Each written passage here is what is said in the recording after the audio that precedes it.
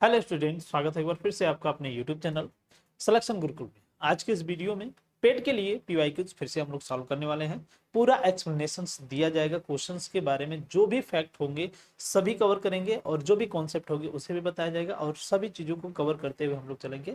इसी तरीके से हमने ऑलरेडी कई वीडियोस बना दी है और वो पोस्टेड भी है, अपलोड भी है, उसको जाकर के देख लीजिएगा, इसको भी देख लीजिएगा। ये सब के सब कहीं ना कहीं आपके एग्जाम में काम आने वाले हैं। ठीक है, तो चलिए स्टार्ट करते हैं और आज के इस वीडियोज में हम लोग देखते हैं कौन कौन से क्वेश्चंस हैं जो कि आए हुए हैं। मैं आपको बता दूं कि जीके जीएस के पोर्शन से भी क्वेश्चंस आते हैं और करंट अफेयर से भी आते हैं। तो यहाँ पे कुछ क्वेश्चंस ऐसे भी आपको दिखेंगे जो यूपी ट्रिपल एससी पेट में आते हैं करंट अफेयर से, उसको भी हम लोग कवर करेंगे। हालांकि ये पेपर पुराना है, पीवाईक्यूज है, तो उसी सन के हिसाब से क्वेश्चंस भी आए होंगे। ठीक है, तो चलिए स्टार्ट करते हैं भाई और देखते हैं हमारे पास जो क्वेश्चंस हैं वो कौन कौन से हैं। पहले तो मैं पेन ले लूं। ठीक है, ओके, चलिए ठीक है, क्वेश्चन देखते हैं।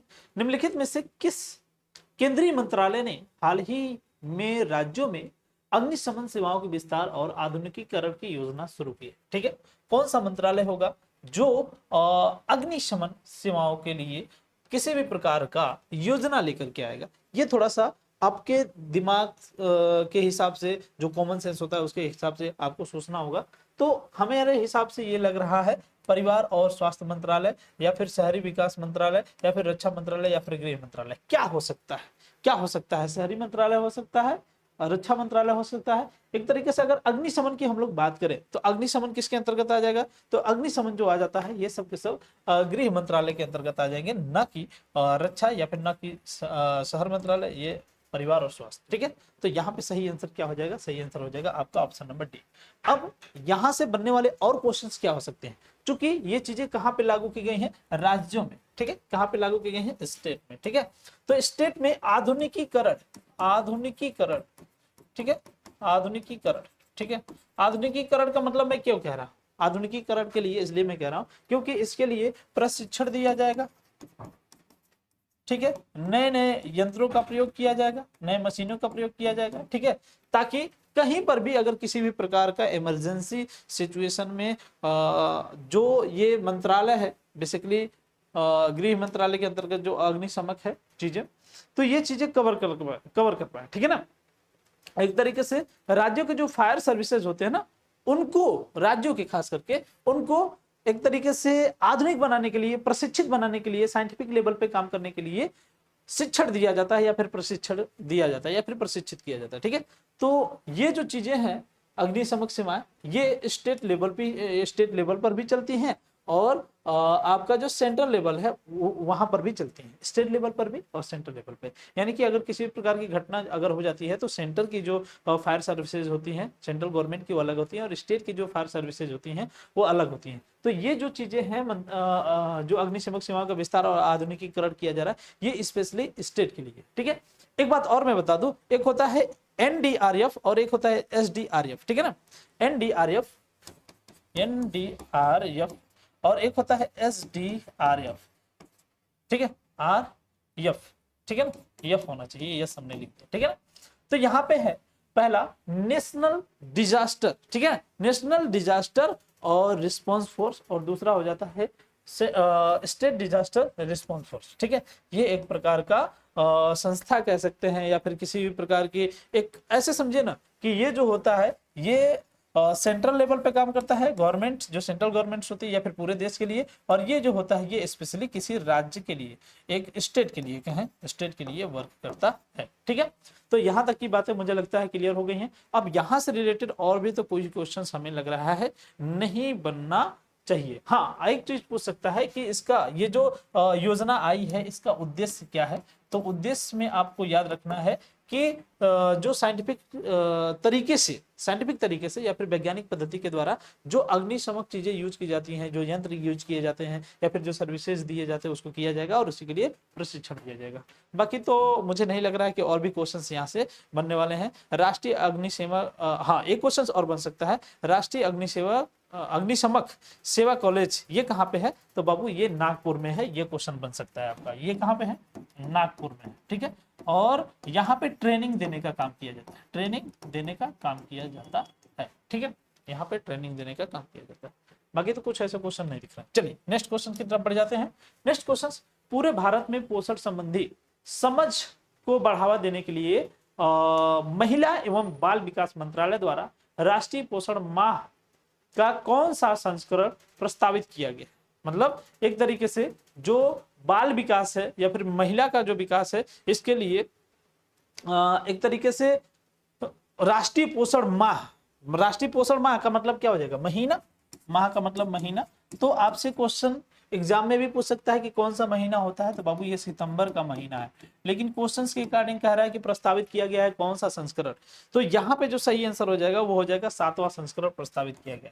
इसके तहत जो महिलाएं होती हैं, महिलाओं के स्वास्थ्य का ध्यान रखा जाता है, महिलाओं के स्वास्थ्य का ध्यान रखा जाता है, साथ ही साथ जो बच्चे होते हैं उनके भी स्वास्थ्य का ध्यान रखा जाता है। और ये दोनों काम बखूबी तरीके से निभाने का काम कौन करता है? तो एक तो आंगनवाड़ी के जो लोग होते हैं, ठीक है, आंगनवाड़ी, और दूसरा जो स्वास्थ्य संबंधी कर्मचारी जो होते हैं, कर्मचारी, ठीक है, स्वास्थ्य संबंधी कर्मचारी, ये लोग भी ये काम करते हैं। ठीक है, संस्करण की बात करें तो कौन सा था? 7वां संस्करण था। ये बातें आपको याद रखनी है, ठीक है ना। अब एक बात ध्यान रखिए कि प्रधानमंत्री overall scheme for holistic nutrition करके एक है, जिसे हम लोग बोलते हैं पोषण, POSHAN, ठीक है ना, POSHAN बोला जाता है इसे पोषण। और इसी का फुल फॉर्म होता है कि प्रधानमंत्री, और यहाँ पी से हो जाएगा प्रधानमंत्री, और ओ से हो जाएगा आपका ओवरऑल, और यस से हो जाएगा स्किन, और एच से हो जाएगा होलिस्टिक, और एन से हो जाएगा न्यूट्रिशन, ठीक है ना। तो ये जो पोषण है, इसी पोषण के तहत सारी चीजें की जाती हैं। इसी के तहत जो महिला होती है, जो पुरुष महिला के जो बच्चे होते हैं, उनको एक तरीके से पोषण देने का काम किया जाता है। अच्छा, ये काम कौन कर सकता है? कौन सा मंत्रालय कर सकता है? ये आपसे एग्जाम में पूछेगा। तो मंत्रालय जो होता है, ये महिला एवं बाल विकास जो मंत्रालय है, वही ये काम करता है। ठीक है, और बाकी क्वेश्चंस यहाँ देखें भाई बन सकते हैं। अभी तो मुझे नहीं लग रहा है कि कोई क्वेश्चंस यहाँ बनेंगे। हाँ, 2023 में 7वां संस्करण, और अगर बात करें अगला संस्करण कब आता है, तो आपका 2025 है। एक बार इस तरीके के क्वेश्चंस को जाकर के देख करके तभी जाइएगा, ताकि आपको समझ में आ जाए। और ये चूंकि करंट अफेयर के क्वेश्चंस हैं, तो ध्यान रखना है इसको कैसे कवर करना है। आज वर्तमान समय में जो चीजें घटनाएं घटी हैं, इन सभी चीजों को देख करके जाना। ठीक है, वर्ष 2023 के लिए 78वीं संयुक्त राष्ट्र सभा का थीम बताइए। ठीक है ना, किसके लिए भाई? वर्ष 2023 के लिए। तो वर्ष 2023 के लिए अगर हम लोग 78वीं राष्ट्र महासभा, ये संयुक्त राष्ट्र महासभा है बेसिकली, इसका संबंध किससे है भाई? तो इसका संबंध आपका क्या हो जाएगा? जो यूएसए है उससे हो जाएगा कि नहीं हो जाएगा? एकदम हो जाएगा। ठीक है, क्योंकि यूएसए के न्यूयॉर्क में इसका क्या है? यूएसए के न्यूयॉर्क में इसका जो मेन है हेडक्वार्टर है वो। तो क्या होगा? ऑप्शन नंबर ए, सतत विकास के लिए सहकारी समितियां, या फिर ऑप्शन नंबर बी, विकास का पुनर्निर्माण और वैश्विक एकजुटता को फिर से जागृत करना, या फिर एक वाटर सेट पर इंटरलॉकिंग चुनौती के लिए परिवर्तनकारी समाधान, या फिर आशाओं के माध्यम से लचीलापन बनाना। ठीक है, तो यहाँ पे सही आंसर जो हो जाएगा वो हो जाएगा बी ऑप्शन सही हो जाएगा, विश्वास का पुनर्निर्माण और वैश्विक एकजुटता की ओर एकजुटता को फिर से जागृत करना। ठीक है, अगर हम बात करें संयुक्त राष्ट्र महासभा की, तो संयुक्त राष्ट्र महासभा बेसिकली ये तब काम किया था जब क्या बोलते हैं, विश्व युद्ध हुआ था, द्वितीय विश्व युद्ध। और द्वितीय विश्व युद्ध के बाद ऐसा माना जाता है कि विश्व शांति बनाए रखने के लिए विभिन्न प्रकार की अंतरराष्ट्रीय स्तर पर एक सभाएं बनाई जाएंगी जो विश्व में शांति बनाए रखने का काम करेंगे। ठीक है ना, क्लियर है? तो अब यहाँ से क्वेश्चंस कैसे बन सकते हैं? यहाँ से क्वेश्चन बन सकते हैं कि भाई कौन कौन सी सभा कब कब बनी। ठीक है ना, तो देखिए 78वीं जो सभा है ना, 78वीं संयुक्त राष्ट्र सभा 78वीं वाली, ये 2023 में हुई थी। ये बात आपको याद रखना है। ठीक है ना, 2023 में। ठीक है, आपसे इसका मेन वो पूछेगा कि जो इसका मुख्यालय है वो कहाँ पे है, तो बाबू मुख्यालय इसका हो जाएगा न्यूयॉर्क में, न्यूयॉर्क यूएसए हो जाएगा। ठीक है, यहां से ये क्वेश्चन बन सकता है। और संयुक्त राष्ट्र सभा की थीम तो आप लोग जान ही लिए। ठीक है ना, उद्देश्य क्या है? उद्देश्य ये होता है कि बहुपक्षीय व्यवस्था जो होता है उसको मजबूत करना और सतत विकास का जो काम करना होता है। देखो, बहुपक्षीय व्यवस्था क्यों? क्योंकि भाई अगर हम बात करें पूरे विश्व में तो विभिन्न प्रकार के देश है, उनका अपना अपना मत है। पूरे विश्व के जो बहुत से पक्ष होते हैं सभी पक्षों में मेल मिलाप करना, शांति बनाए रखना और भी सारे काम को करना। इसके अलावा सतत विकास बाबू, सतत विकास, सतत विकास में भूमिका निभाना। सतत विकास में भूमिका कैसे निभाता है? सतत विकास में भूमिका निभाने के लिए, अच्छा, सतत विकास को हम लोग बोलते हैं सस्टेनेबल डेवलपमेंट, ठीक है। तो ऐसा माना जाता है कि इसके तहत ऐसे ऐसे योजनाएं या फिर ऐसी नीतियां बनाई जाएंगी जो किसी भी प्रकार के संसाधनों का इस प्रकार से प्रयोग होगा कि आने वाली पीढ़ियां भी उसको प्रयोग कर सके, ठीक है।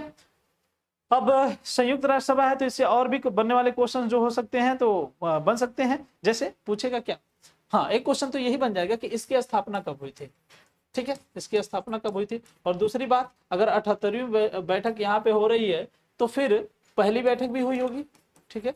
तो पहली बैठक जो हुई थी 1946 में और इसका स्थापना 1945 में। ये भी आपके एग्जाम में क्वेश्चन बन सकता है, एकदम बन सकता है, ठीक है। चलिए, अब मुझे नहीं लगता और भी क्वेश्चन यहाँ से बन पाएंगे। चलिए नेक्स्ट क्वेश्चन की तरफ बढ़िया। नेक्स्ट क्वेश्चन है, राष्ट्रीय शिक्षा नीति एनईपी 2020 की तीसरी वर्षगांठ के जश्न के दौरान लॉन्च किए गए नव भारत साक्षरता कार्यक्रम की टैगलाइन क्या है? तो हर जन साक्षर, जन जन साक्षर, या फिर जन साक्षर, या फिर भारत साक्षर। तो यहाँ पे हर जन साक्षर। यहाँ पे मैं एक बात और बताऊं कि ऐसा माना जाता है कि 15 साल से 15 वर्ष के या फिर 15 वर्ष से ऊपर के जो लोग हैं सबको शिक्षित किया जाएगा, शिक्षित किया जाएगा, ठीक है। और ये शिक्षित होने के लिए, शिक्षित नहीं, साक्षर, साक्षर। देखिए, शिक्षित और साक्षर में अंतर होता है। शिक्षित का मतलब क्या होता है? शिक्षित का मतलब किसी भी विषय के बारे में गहरा नॉलेज होना, ठीक है। और साक्षर का मतलब कि वो अपना केवल सिग्नेचर करना जानते हैं, बाकी दुनियादारी से लेना देना नहीं, ठीक है। तो एक बात मैं बताऊं कि 15 वर्ष के जो लोग हैं या फिर 15 वर्ष से जो ऊपर के लोग हैं, भारत के सभी लोगों को जितने भी लोग हैं 15 वर्ष से या फिर 15 वर्ष से ऊपर, ठीक है, सभी लोगों को एक तरीके से क्या किया जाएगा? साक्षर करने का काम किया जाएगा, साक्षर करने का काम किया जाएगा। एनईपी के तहत यही चीजें की गई हैं। अब आपसे क्वेश्चन ये भी बन सकता है कि एनईपी का स्थापना कब हुआ था? राष्ट्रीय शिक्षा नीति, नेशनल एजुकेशन पॉलिसी 2020, ठीक है ना। और नेशनल एजुकेशन पॉलिसी 2020 आई है, इसके तहत बहुत से काम हुए हैं। अब लगभग हर जगह की जितने भी भारत में एजुकेशन संस्थाएं होंगी उनका शिक्षा का जो सिस्टम होगा वो सेम होगा, ठीक है। अच्छा, आपसे क्वेश्चन ये भी पूछ सकता है कि भाई कार्यक्रम के विभिन्न प्रकार के घटक कौन कौन से हो सकते हैं? तो देखिए, फंक्शनल साक्षरता और जीवन कौशल, मूलभूत शिक्षा, ठीक है, जैसे फंक्शनल साक्षरता, ठीक है, और मूलभूत शिक्षा, ठीक है, ये भी हो सकता है, मूलभूत शिक्षा हो सकता है। और क्या हो सकता है? और हो सकता है आपका मूलभूत शिक्षा हो गया, जीवन कौशल भी हो सकता है, व्यवसायिक शिक्षा भी हो सकता है, समावेशी शिक्षा भी हो सकता है, ठीक है ना। कौशल शिक्षा भी हम लोग कह सकते हैं, कौशल वाला, ठीक है। चलिए, ये भी हो गई। तो ये जो है 5 घटक इसका। अच्छा, क्वेश्चन आपसे पूछेगा कि बताइए इसके कितने घटक हैं? तो इसके 5 घटक भी होते हैं, ठीक है। यहाँ तक की बात है क्लियर? तो मुझे लगता है कि इसमें और भी क्वेश्चन बन सकते हैं। क्या और भी क्वेश्चन बन सकते हैं? यस। जैसे आपसे क्वेश्चन पूछेगा कि इसका लक्ष्य क्या है, ठीक है ना। और आपसे ये भी क्वेश्चन पूछ सकता है कि ये किस मंत्रालय से संबंधित है। तो पहले मैं बता दूं कि जो इसका लक्ष्य है लगभग 15 करोड़ लोगों को एजुकेटेड करना। और जो मंत्रालय है वो है शिक्षा मंत्रालय। इतना तो मुझे पता है कि आपको इतना पता होगा, ठीक है। तो ये बाबू शिक्षा मंत्रालय, ठीक है। तो यहाँ तक की बातें मुझे लगता है आपको क्लियर हो चुकी होंगी, इसमें कोई दिक्कत नहीं है। चलो भाई, आगे बढ़ जाते हैं नेक्स्ट क्वेश्चन की तरफ। नेक्स्ट क्वेश्चन है आपका, निम्नलिखित में से किसने हाल ही में IBS से विश्व खेलों में स्वर्ण पदक जीता है? तो भारतीय महिला ब्लाइंड दृष्टिबाधित क्रिकेट टीम, या फिर भारतीय महिला ब्लाइंड फुटबॉल टीम, या फिर भारतीय पुरुष ब्लाइंड क्रिकेट टीम, या फिर भारतीय पुरुष ब्लाइंड दृष्टिबाधित। यहाँ पे सही आंसर हो जाएगा option number A. Option number A इसलिए हो जाएगा क्योंकि पहली बार, मैं बता दूं, पहली बार 2023 में इस खेल को शामिल किया गया था। किसमें? IBS में। IBS से विश्व स्तर पे खेल कराता है, विश्व स्तर पे स्पोर्ट कराता है, ठीक है। और विश्व में पहली बार ये जो दृष्टिबाधित टीम, ठीक है, भारतीय टीम थी, ऑस्ट्रेलिया को पीछे छोड़ करके ये अपना जगह बना लिया और पहली बार ये स्वर्ण पदक लेकर के आई है, भारतीय महिला जो ब्लाइंड टीम है। अब मुझे लगता है यहाँ से और भी क्वेश्चन बन सकते हैं क्या? बिल्कुल, बनने के लिए तो और भी क्वेश्चन बन सकते हैं। कौन कौन से क्वेश्चन बन सकते हैं, यहाँ पे ध्यान देने वाली बात है। महिला जो पुरुष टीम है, यहाँ से तो क्वेश्चन बनेंगे नहीं, ठीक है ना। हाँ, एक क्वेश्चन बन सकता है कि भाई IBS से क्या है? तो ये इंटरनेशनल ब्लाइंड स्पोर्ट फेडरेशन होता है, ठीक है ना, इंटरनेशनल ब्लाइंड स्पोर्ट फेडरेशन, ठीक है, इंटरनेशनल ब्लाइंड स्पोर्ट फेडरेशन, ठीक, क्लियर है। ये आपसे फुल फॉर्म पूछ सकता है, ठीक है। और क्या पूछ सकता है भाई कि ये इसको जो है 2023 में कहां पे इसका खेल हुआ था, तो भाई यूके में हुआ था, यूनाइटेड किंगडम में हुआ था, ठीक है, यूनाइटेड किंगडम में एक जगह था बर्मिंघम वहां पे हुआ था, ठीक है, ओके। चलिए अब आगे बढ़ जाते हैं, ठीक है। अब आपसे क्वेश्चन ये पूछेगा कि ये कितने वर्ष पे आयोजित होता है, तो 4 वर्ष पे आयोजित होता है, ये भी याद रखना है। और इसको ऐतिहासिक जीत भी मानी जाती है, क्योंकि पहली बार टीम जाते ही भारतीय टीम, जो कि भारतीय टीम है, स्वर्ण पदक लेकर के आती है, ठीक है। चलिए अब नेक्स्ट क्वेश्चन की तरफ बढ़ जाते हैं। नेक्स्ट क्वेश्चन क्या भाई, जिम स्किया को 26 जुलाई 2023 को नैरोबी केन्या में आयोजित आईपीसीसी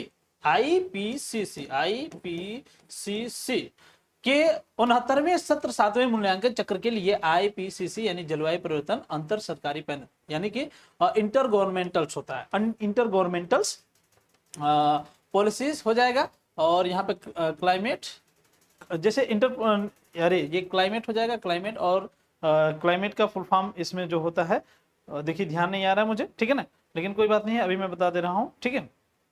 हाँ, ऐसा हो सकता है इंटरनेशनल पॉलिसीज या फिर पैनल क्लाइमेट चेंज, ठीक है ना, क्लाइमेट चेंज, ठीक है ना, इंटर गवर्नमेंटल है, इंटर गवर्नमेंटल और पॉलिसीज क्लाइमेट चेंज, ठीक है।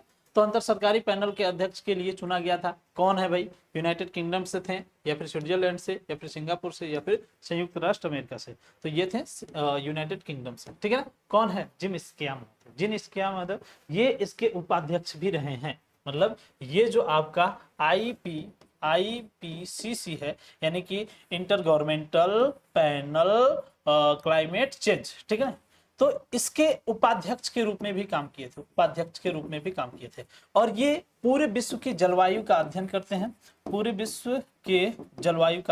हैं, और जलवायु का अध्ययन करने के साथ ही साथ ये आगे के काम को भी करते हैं। आगे का काम क्या करते हैं, बेसिकली ये लोग आगे का काम जो करते हैं वो नीति बनाने का काम करते हैं, ठीक है।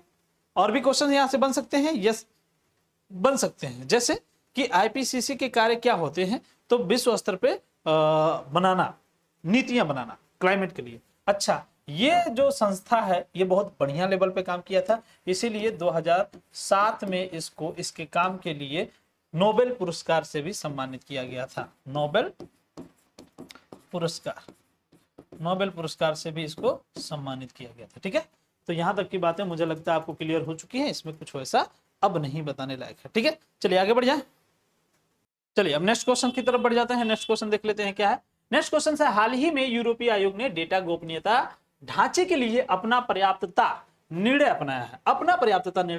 पर्याप्तता निर्णय के आधार पर व्यक्तिगत डेटा यूरोपीय संघ से निम्नलिखित में से किस देश की कंपनियों में स्वतंत्र रूप से प्रवाहित हो सकता है, तो यहाँ पे सही आंसर हो जाएगा यूएसए की कंपनियों में स्वतंत्र रूप से प्रवाहित हो सकता है, क्योंकि देखो भाई फेसबुक हो गया, इंस्टाग्राम हो गया, व्हाट्सअप हो गया, ठीक है ना, व्हाट्सअप हो गया, सब ये यहीं की तो कंपनियां हैं, तो इसमें ऐसे ही प्रवाहित हो जाता है। यहाँ का पूरा डेटा हर जगह का लगभग जहाँ पे ये चीजें चलती हैं सब जगह का डेटा इसके पास होता है, ठीक है, यूएसए के पास। आपसे ये क्वेश्चन पूछेगा कि क्या भारत का भी जो डेटा वगैरह है ये ट्रांसफर होकर के जाता है, तो जैसे एक तरीके से क्वेश्चन क्या पूछा है, एक तरीके से क्वेश्चन पूछा है कि कंपनियों को स्वतंत्र रूप से प्रवाहित हो सकता है, मतलब दिया जा सकता है, तो कहीं ना कहीं संरक्षण की भी बात की जाएगी, डेटा संरक्षण की, ठीक है। तो डेटा संरक्षण किसके तहत किया जाता है, तो आपको मैं बता दूं, एक होता है एडिक्वेसी डिसीजन, और इसको लिया था बेसिकली यूरोपीय संघ ने, एडिक्वेसी डिसीजन, ठीक है, डिसीजन इसको लिया था यूरोपीय संघ ने। किसने लिया था, यूरोपीय संघ ने। इसके तहत भाई डेटा को ट्रांसफर नहीं करना है, और भारत में डेटा संरक्षण के लिए 2023 का बना हुआ एक्ट है, 2023 का बना हुआ एक्ट है, और उसी के तहत भारत में डेटा संरक्षण किया जाता है, ठीक है ना। और भारत में जो 2023 का एक्ट है वो है एडिक्वेसी स्टेटस, ठीक है ना, या फिर डिजिटल पर्सनल डाटा प्रोटेक्शन 2023, ठीक है ना, डिजिटल डाटा प्रोटेक्शन 2023, ठीक है ना। तो इसके तहत डाटा को क्या किया जा सकता है, संरक्षित किया जा सकता है, ठीक है।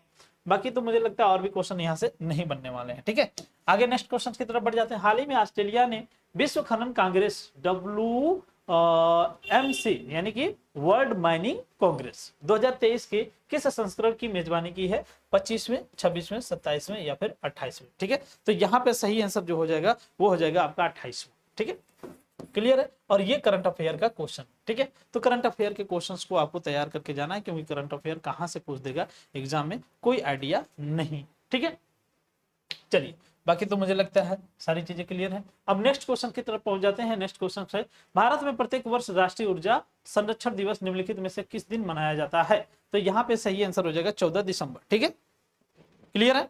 तो यहाँ पे क्या हो जाएगा? 14 दिसंबर। ठीक है, अब यहाँ पे आपको मैं बता दूं कि इसको मनाने का काम कौन करता है? तो इसको मनाने का काम करता है BEE। ठीक है ना, BEE या फिर EEB हम लोग बोल सकते हैं। ठीक है ना, ब्यूरो ऑफ एनर्जी एफिशिएंसी जो एक संस्था है जो कि इसको मनाने का काम करती है। भारत में प्रत्येक दिन ऊर्जा संरक्षण दिवस मनाया जाता है जो 14 दिसंबर है। ठीक है ना, 14 दिसंबर को मनाया जाता है। ठीक है, तो यहाँ तक की बातें मुझे लगता है आपको क्लियर हो चुकी हैं। ठीक है, national energy conversions day is celebrated every year India which is following days. ठीक है, तो यहाँ तक की बातें क्लियर हो चुकी हैं। तो ये 14 दिसंबर है, बेसिकली ये एक संस्था मनाती है। ठीक है, the national mission for sustaining Himalayan economic जलवायु परिवर्तन राष्ट्रीय कार्य योजना NPCC, ठीक है, NAPCC के तहत मिशन NAPCC के अंतर्गत कुल कितने मिशन लॉन्च किए गए हैं? तो यहाँ पे सही आंसर जो हो जाएगा वो हो जाएगा 8 मिशन। ठीक है ना,